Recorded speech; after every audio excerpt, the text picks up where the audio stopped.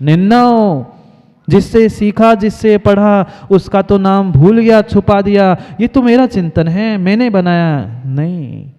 जिस ग्रंथ से पढ़ा है, जिस गुरु से पढ़ा है, उसका नाम लेना सीख लो। उपकारी के उपकार को जीवन में कभी भी नहीं भूलना। अनिन्नो, ये ज्ञानावरणी के कारण है। ज्ञान में आवरण क्यों पड़ा? क्योंकि हमने सत्यार्थ को सत्यार्थ नहीं कहा। आज पुण्य के उदय में तुम्हें समझ में नहीं आ रहा है, पर कल जैसे ही पुण्य क्षीण होगा, पक्का मान लेना सब आंखों के सामने आ जाएगा। मत करो मात्सर्य, मत करो ईर्ष्या, मत करो किसी से स्पर्धा। ये सभी ज्ञानावरणी दर्शनावरणी के कारण बताए हैं। इनसे बचने का प्रयास करो, तभी परिणामों की शुद्धि होगी, तभी बोधि होगी, तभी स्वात्मोपलब्धि होगी। ये मात्र शब्द नहीं है, ये मात्र शब्द नहीं है श्रीकृष्ण जी, वास्तव में स्वात्मोपलब्धि होनी चाहिए। जो ललक, जो झलक कुंद कुंद स्वामी ने स्वानुभूत्या चकासते, याद है?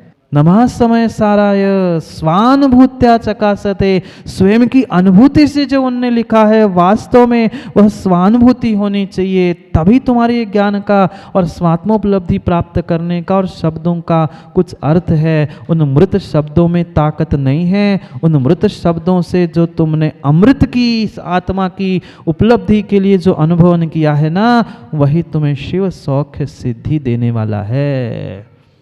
शिव सौख्य सिद्धि। ये कोई देवी प्रसन्न होकर, खुश होकर नहीं कहने वाली फुट स्वाहा तुम प्रसन्न हो गई, अब बोल क्या चाहिए, नहीं। ये मेरी भावना चल रही है। आचार्य महाराज भी ज्ञानी थे, समझदार थे।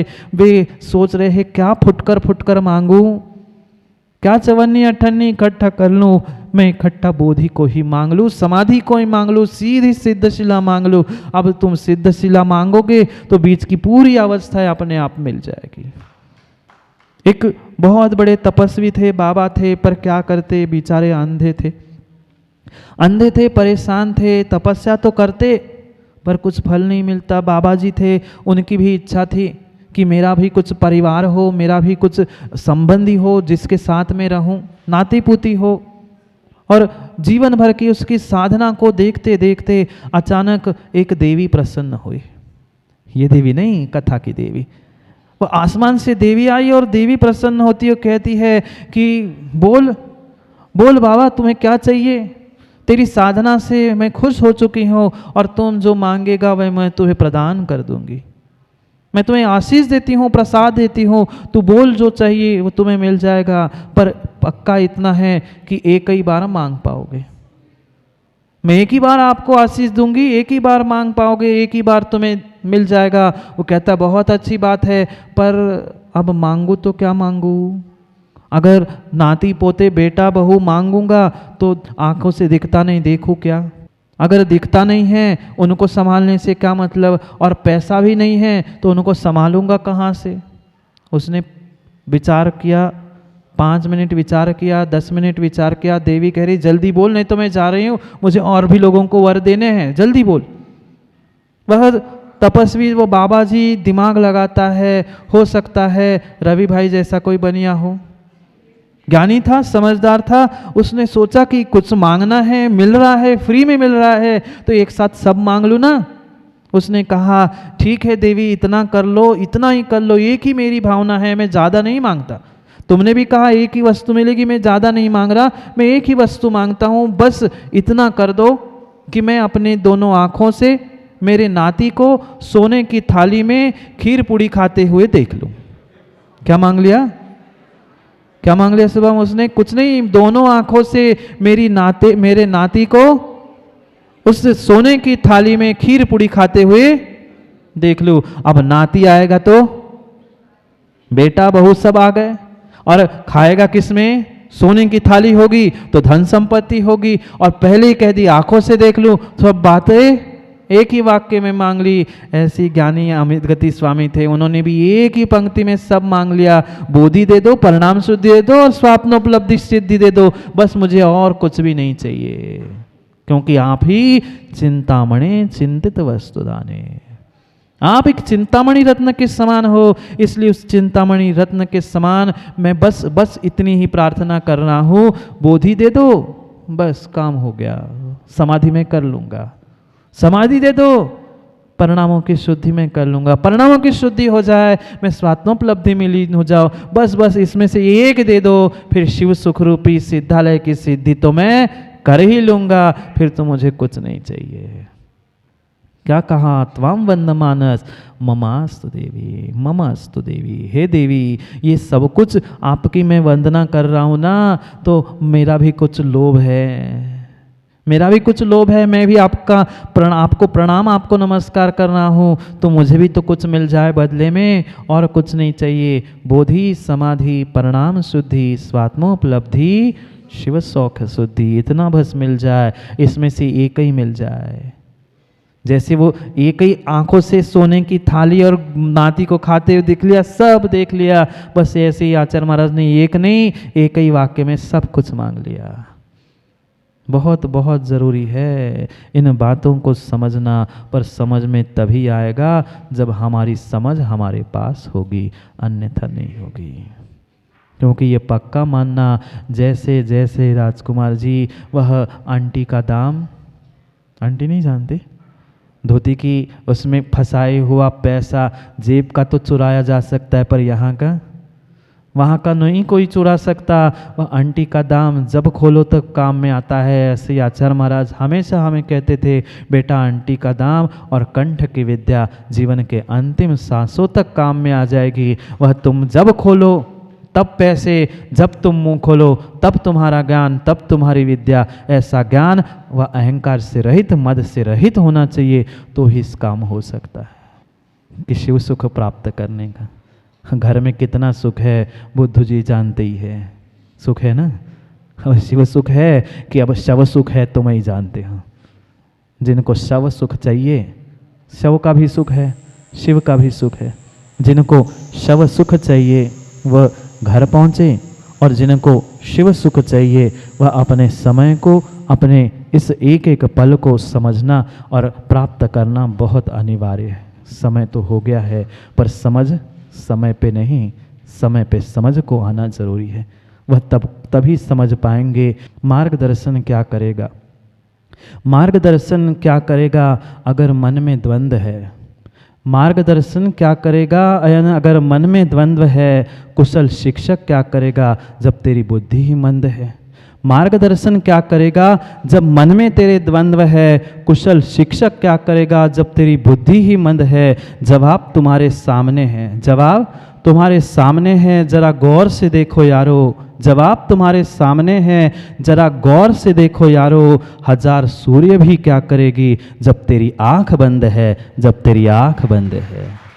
आंख खोल दो, मन का द्वंद्व बंद कर दो, बुद्धि को अपने तुरंत मंदता से उच्चता की ओर ले जाओ, क्योंकि सवाल और जवाब दोनों सामने हैं। बस आँख खोल के देख लो तो दुनिया के सब जवाब और सवाल तुम्हें वही मिल जाएंगे। समय आपका बंद का हुआ है, आँख नहीं, दिमाग नहीं, प्रवचन बंद का। क्योंकि दुकान खोलना है ना, खोलना है दुकान को नहीं, तालों को नहीं, अपने दिमाग को है, अपने आँखों को है। तभी जीवन बॉबी भाई उच्चता की ओर होगा। अंतिम तीर्थेश वर्धमान स्वामी के शासन में हमसे विराजते और उनके पावन पीयूष देशना हम सभी के लिए परम उपकारी। अनादिकाल से हमारी आत्मा में जो जन्म, जरा और मृत्यु रूपी रोग लगे, उन रोगों का उपशमन करने वाली कोई परम औषधि है तो वह एकमात्र यह जिनवाणी। भव्यात्मा, प्यास की जरूरत नहीं है, प्यास की जरूरत है कुएं की नहीं, भूख की जरूरत है रोटी की नहीं। प्यास की जरूरत है कुएं की नहीं, भूख की जरूरत है रोटी की नहीं। यही तो राज है बेहतर जिंदगी का। श्रद्धा की जरूरत है परमात्मा की नहीं, श्रद्धा की जरूरत है परमात्मा की। क्योंकि परमात्मा हो चाहे रोटी हो पानी हो, आप जहाँ पहुँचो वहाँ आपको पानी और रोटी चंद्र जी मिल सकता है। आप और थोड़ा सा खोज लो तो किसी पत्थर में भी आपको परमात्मा मिल सकता है। पर इन तीनों की आवश्यकता नहीं है जितनी प्यास भूख के साथ साथ श्रद्धा की आवश्यकता। आज हर व्यक्ति कहीं परमात्मा खोज रहा है, कहीं गुरु खोज रहा है, कहीं शास्त्र जिनवाणी आगम को खोज रहा है। पर इन सब के खोज में पता नहीं जीव अपने स्वयं की श्रद्धा को खोजना ही भूल गया है। या ऐसा कह दो, जिनके पास यह श्रद्धा नहीं है, शायद वही जीव बाहर पहुंचकर कहीं परमात्मा, कहीं गुरु, कहीं आगम खोज रहा है। जब जीव के भीतर स्वयं में ही श्रद्धा का अंकुर होता है, श्रद्धा का प्रकाश होता है, उसे कहीं बाहर जाकर किसी प्रकाश में परमात्मा को, गुरु को खोजने की आवश्यकता ही नहीं पड़ती। पर क्या करूं, जितना जितना गहरा विश्वास, गहरी श्रद्धा मुझे उस रोटी के टुकड़े पर और पानी की बूंद पर है, माँ शायद उतनी श्रद्धा हमें परमात्मा पर और सच्चे गुरु पर नहीं है। क्यों हम दर दर में क्यों दूसरों की ठोकरें खा रहे हैं? क्यों कभी इस दर से उस दर पर, कभी इस गुरु से उस गुरु तक, कभी इस ग्रंथ से उस ग्रंथ तक पहुंच रहे हैं? कमी परमात्मा की नहीं थी, किंचित भी परमात्मा की कमी नहीं थी। जहाँ खोजते वहाँ गुरु, देव और शास्त्र हमें स्वयं में मिल जाते। कमी मेरी श्रद्धा और मेरी विश्वास की थी।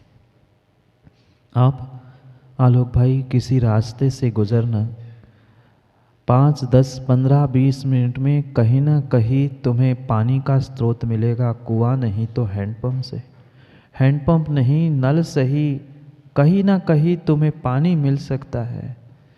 कहीं ना कहीं रोटी के टुकड़े भी तुम्हें सुबह नहीं तो शाम वह भिखारी भी भीख मांग के रोटी के टुकड़े खा सकता है। पर अगर भूख ही नहीं है तो तुम्हें कौन रोटी खिला सकता है, और प्यास ही नहीं है तो माँ तुम्हें कौन पानी पिला सकता है। यही भूल अनादिकाल से हमारे साथ हुई। साक्षात तीर्थंकर जैसे परमात्मा का भी सानिध्य हमने प्राप्त किया, पर क्या करें, उस परमात्मा के सानिध्य के साथ साथ, उस परमात्मा की सहज उपलब्धि के साथ मेरे भीतर की श्रद्धा की उपलब्धि मुझे आज तक नहीं हुई। और श्रद्धा की अगर वास्तव में उपलब्धि हुई होती तो आज इस खोटे पंचम काल में हम यहाँ बैठे मिलते ही नहीं। हम यहाँ बैठे हैं, यह साक्षात प्रमाण पत्र है कि परमात्मा मिलने पर भी हम परमात्मा की श्रद्धा को, विश्वास को प्राप्त नहीं कर पाए। किसी मंदिर में, किसी स्थान पर, किसी कमरे में परमात्मा को, गुरु को, शास्त्र को प्राप्त करना कठिन नहीं है। राजकुमार जी, क्या मंदिर में परमात्मा की कमी है? आपके मंदिर में परमात्मा की कमी है? नहीं है। जितनी परमात्मा की मूर्ति है, जितनी परमात्मा की प्रतिमाएं मंदिर में विराजमान हैं, शायद उतने पुजारी, बोलो ना, शायद क्या उतने पुजारी मंदिर में नहीं है जितनी परमात्मा की प्रतिमाएं हैं। क्योंकि चंद्रे जी को मैंने जब कहा श्रद्धा की आवश्यकता है, परमात्मा की नहीं, तो उन्होंने तड़ाक से देखा, महाराज जी कह क्या रहे, परमात्मा की प्रतिमाओं की कमी नहीं है, विश्वास मानना। आज परमात्मा की प्रतिमा गिनने के लिए भी लोगों की संख्या नहीं है, इतनी परमात्मा की प्रतिमाएं मंदिर क्षेत्रों में विराजमान हैं। पर जितनी ये परमात्मा की प्रतिमाएं हैं, उतनी श्रद्धावान पुजारियों की आज कमी है। क्यों कमी है भीतर मेरी श्रद्धा की? क्यों नहीं मैं प्राप्त कर पा रहा हूँ? सच्चे देव शास्त्र गुरु मिलने पर भी मैं उस श्रद्धा, उस विश्वास को आज तक क्यों नहीं प्राप्त कर रहा हूँ? क्या आज तक किसी तीर्थ भूमि पर नहीं पहुँचे? क्या आज तक किसी हम गुरु के सानिध्य को प्राप्त नहीं कर पाए? सब कुछ कर लिया, पर जो भीतर की वस्तु आवश्यक थी वह श्रद्धा की गहराई मेरे पास नहीं थी। उथली उथली दिखावे वाली श्रद्धा, दिखाने वाली भक्ति, दिखाने वाली प्रार्थना तो ठूस ठूस के मेरे भीतर बैठी है। स्वयं रवि भाई अनुभव करना, जब मंदिर में दर्शन करने जाते हो आप, परमात्मा के दर्शन करने रवि भाई जाते हैं, और जब मंदिर में कोई भीड़ नहीं होती है, तब आपका दर्शन करने का, नमस्कार करने का लिहाजा या तरीका क्या होता है? और वही किसी त्योहार के दिन, किसी विशेष दिन या किसी भीड़ के समय में माँ आप मंदिर में पहुँचते हो तो आपका लिहाज, नमस्कार करने का, बैठने का, उठने का, कायोत्सर्ग करने का, सब कुछ तनक में बदल जाता है। ये दिखावा नहीं था तो क्या था? जब अकेले पहुंचते हैं मंदिर में, रवि भाई ये सोचते चलो एक सुबह और शाम का नमस्कार करने का एक काम तो निपट गया। ये क्रियाएं हम काम निपटाने के लिए करते हैं। श्रद्धा अगर होती तो भीड़ का दर्शन, भीड़ की वंदना और एकांत में की गई हुई प्रार्थना, इसमें मां अंतर नहीं होता। आप स्वयं को ही टटोल के देख लेना। जिस दिन पूजा करते समय 50 लोग आ रहे हैं, बाहर के कोई विशेष लोग गाड़ी से तुम्हारे यहाँ दर्शन करने आए हैं, आपकी पूजा करने का तरीका नहीं बदलता। रोज 10 मिनट में होने वाली पूजा उस दिन तालियां बजाकर, गा गा कर आधे घंटे तक होती है। क्यों राजकुमार जी, आप भी तो करते हो पूजा? स्वयं को टटोल के देखना, दूसरों को नहीं झांकना। हम भी जाते हैं परमात्मा के मंदिर में, सब कुछ करते हैं, पर जो गहरा विश्वास, जो गहरी श्रद्धा मेरे भीतर प्राप्त होनी चाहिए थी, वह नहीं हो रही है।